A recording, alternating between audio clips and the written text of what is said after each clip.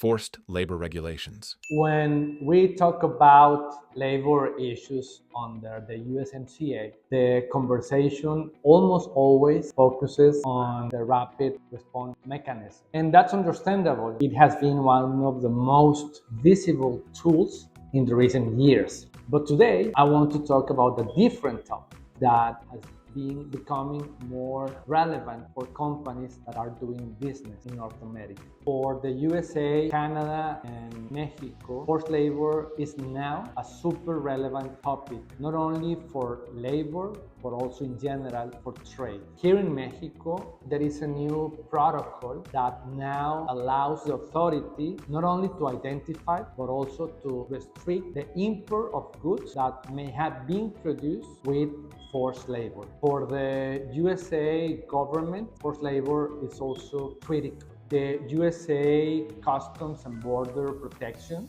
the CBP, has also the authority to stop shipments at the border when there is reasonable evidence that the products were made entirely, wholly, or just in part with forced labor. In the USA, several companies have been restricted to import their goods, their products, until they're able to demonstrate that their supply chain is free of forced labor. Because of that, compliance is no longer just limited to company premises. It goes all the way to the supply chain. So now, for companies that are doing business in North America, it's essential to have controls in HR, but also in the supply chain area about forced labor. And we're going to talk about those controls. What companies need to do now is to start taking actions. And the first action is to do an assessment, to assess our own operation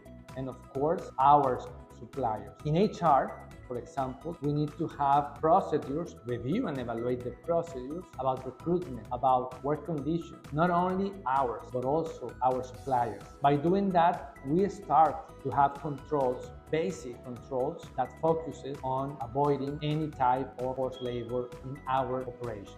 Forced labor compliance is no longer just domestic law compliance or international trade rules. It has to do with labor continuity strategies for organizations. In Prodensa, we have developed a tool to support our clients and operations to do the first assessment to avoid any forced labor issue with any authority, here locally, but also with Canada and the USA, to guarantee that our operations are free of any issue regarding forced labor today.